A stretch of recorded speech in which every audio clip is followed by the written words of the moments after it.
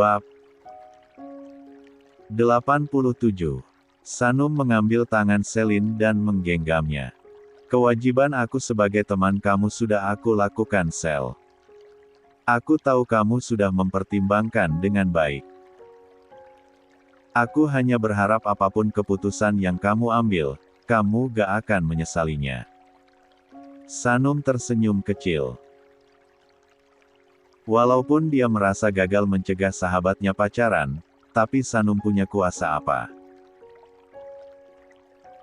Tugasnya hanya berusaha mengajak orang sekitarnya kepada kebaikan, tapi selebihnya dia tidak bisa memaksakan. Seperti Rasulullah SAW yang berusaha kakeknya Abu Talib masuk Islam agar kelak mereka bisa berkumpul di surga, namun hingga akhir hayatnya masih menganut agama lain. Kita bisa berikhtiar menginginkan kebaikan bagi orang lain, tapi Allah yang punya kuasa dalam memberikan petunjuk dan mengetuk hati hambanya. Mas, kok naik lift ke atas? Bukannya kita harusnya turun? Sanum menatap bingung panah lift yang bergerak ke atas. Bukannya kita harus segera ke Jogja? Gaza tersenyum. Dia mengenggam tangan Sanum. Iya, kita ke Jogja. Loh, kita bahkan gak bawa koper. Gak perlu, Bay. Kok gak perlu, Mas? Gaza tidak menjawab lagi. Mereka menunggu hingga lift itu lalu berhenti di lantai paling atas. Sanum menatap sekitarnya bingung. Gaza lalu membawanya berjalan menaiki tangga arah ke rooftop. Di atas terdengar suara berisik. Seperti bunyi mesin helikopter. Benar saja, melewati pintu rooftop, gamis yang Sanum pakai berkibar terkena angin akibat putaran kencang baling-baling. Sanum menahan cadarnya dengan tangan, khawatir terlepas. Matanya menyipit karena keberadaan helikopter tersebut di arah timur di mana matahari terbit. Menyilaukan pandangan. Kemeja tanpa dikancing yang Gaza kenalan juga berkibar. Tangannya terus mengenggam dan Sanum mendekat ke heli tersebut. Mas, kenapa ada helikopter di sini? Teriak Sanum, suaranya terbawa angin. Kita akan naik helikopter ke Jogja, Bay, teriak Gaza balik. Sanum menoleh kaget. Dia mengikut langkah Gaza ke sana. Seorang pilot tampak duduk dan terlihat dari jendelanya. Lalu Vian dengan jasnya keluar dari dalam helikopter. Pak Vian. 53. Selamat pagi, Nona. Dua alis Sanum naik. Seorang pria berpakaian hitam mempersilahkan mereka naik. Sanum naik dahulu diusul Gaza. Baru kemudian Vian. Sedangkan pria berpakaian hitam tadi duduk di samping pilot. Kita ke Jogja pakai helikopter, Mas. Ya, Bay. Pak Vian yang minta. Gaza melirik Vian. Sanum sontak menoleh pada pria yang duduk di depannya itu. Naik mobil akan menghabiskan waktu, Nona. Heli lebih cepat. Lagi pula kalian harus mempersiapkan ujian kelulusan dan tidak bisa berlama di jalan. Sanum mengangguk mengerti. Dia kemudian menatap sekelilingnya dari arah kaca. Di balik cadarnya bibirnya melengkungkan senyuman. Tatapannya terpukau kala heli untuk naik sedikit tinggi hingga bangunan di bawahnya terlihat kecil. Apalagi kendaraan dan orang-orang di bawah sana. Langit juga tampak cerah pagi ini. Biru tanpa awan, sedang matahari bersinar lembut menyelimuti bumi. Masya Allah, ucapnya memuji kekuasaan Allah. Suka. Sanum menoleh. Dia menatap Gaza yang tersenyum dengan jarak wajah begitu dekat di sebelahnya. Dia mengangguk antusias. Sanum suka Mas. Ini luar biasa banget. Pertama kalinya Sanum naik helikopter. Gaza menggenggam tangan Sanum. Kita bisa naik helikopter kapanpun kamu mau, Bay. Kalian juga bisa pergi bulan madu dengan helikopter. Vian menyelutuk. Dia tersenyum dan turunkan alisnya. Pipi Sanum memerah di balik cadarnya. Ide bagus Pak Vian. Gaza malah semangat. Sanum mencubit perut Gaza dengan wajah malu. Apaan sih Mas? Apa? Kenapa malu? Siapa yang malu? Sanum menutup wajahnya dengan sebelah tangan dan menatap keluar jendela. Pada pemandangan indah di luar sana. Ini. Gaza berusaha membuka tangan Sanum. Walaupun hanya terlihat mata, dia selalu suka melihat salah tingkah istrinya. Menggemaskan. Gak mau.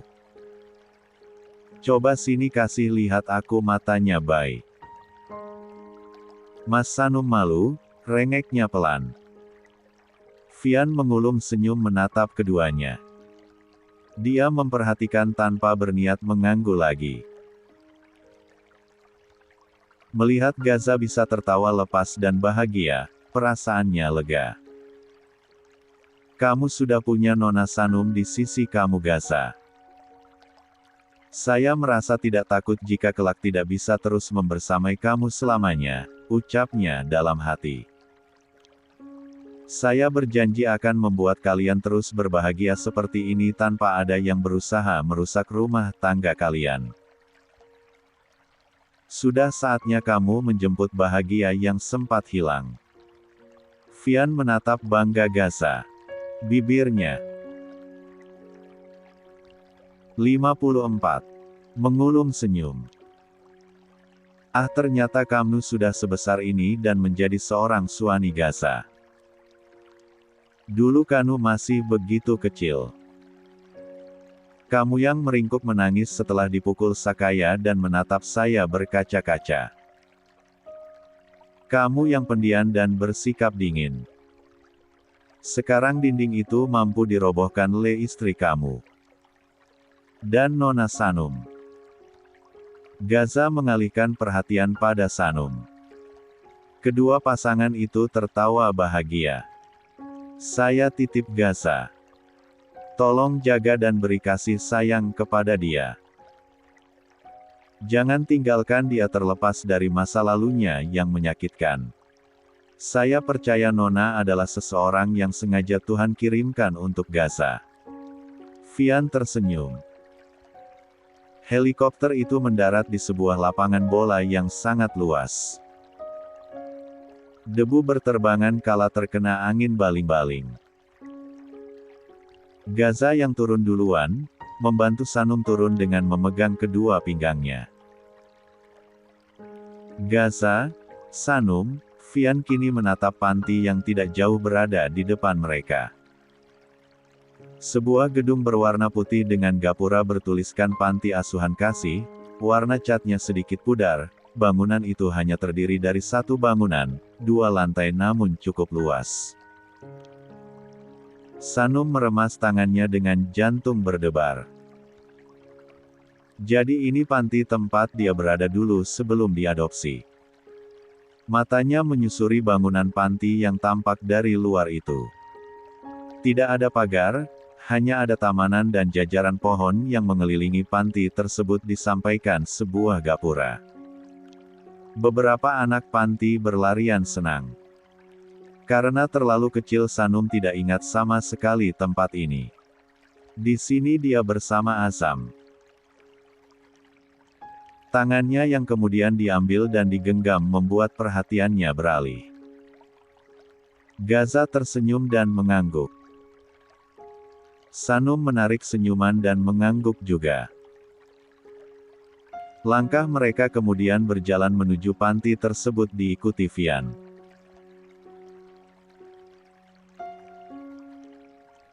Di sebuah ruangan yang tidak terlalu besar, dilengkapi sofa dan meja kerja. Sanum, Gaza dan Vian duduk di sana, sedangkan di kursi tunggal ada kepala panti yang berumur sekitar 50 tahunan. Sanum dan Vian tersenyum ramah pada kepala panti yang sudah menyambut mereka. Sedangkan Gaza ekspresinya seperti biasa datar dengan tatapan tajam. 3 cangkir dihidangkan bersama 2 piring kue, sepiring buah dan beberapa cemilan lain. Terima kasih atas jamuannya. Vian membuka obrolan. Kepala panti itu memberikan anggukan. Dia tersenyum. Sudah selayaknya tamu dijamu dan diistimewakan, Pak.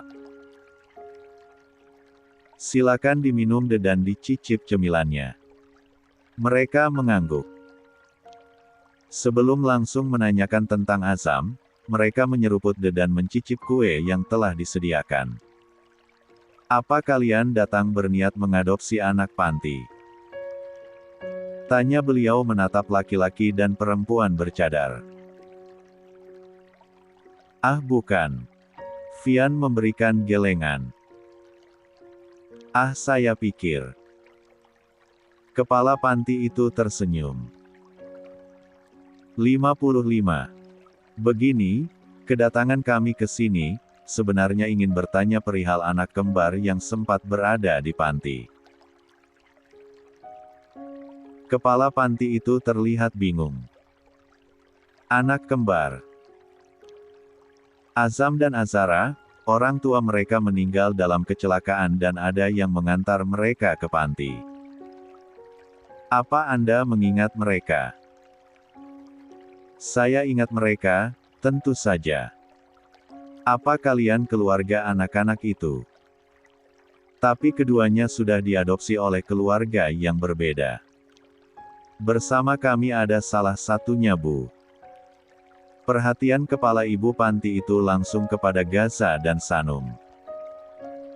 Apa mereka Azam dan Azara? Saya Azara. Celetuk Sanum. Perhatian kepala panti itu teralih padanya.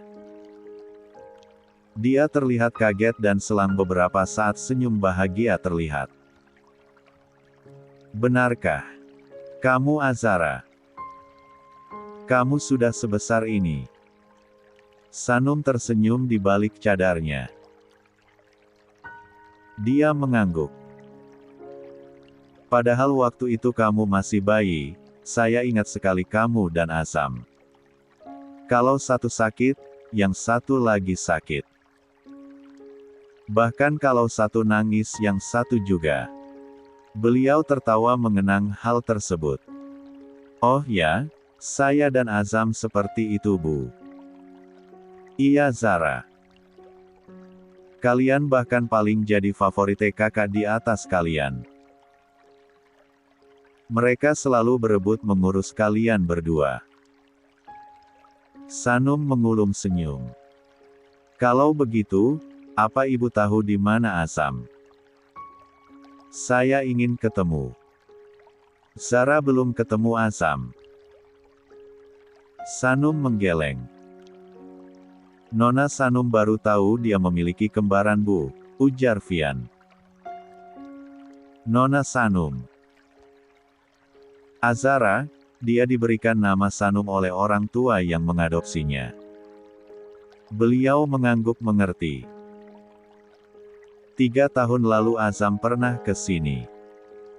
Sanum duduk tegak, tatapannya berbinar. Azam mencari saya, Bu. Iya. Azam mencari Azara. Tapi saya tidak punya informasi apapun tentang kamu Zara, ujarnya lalu menghela napas berat. Saya bahkan tidak akan mengenali Azam jika 3 tahun lalu dia tidak ke sini memperkenalkan diri. Sanum tertunduk lesu. Apa Azam meninggalkan nomor teleponnya? Sebelah alis Gaza naik. Nomor telepon. Beliau terdiam tampak memikirkan. Ada.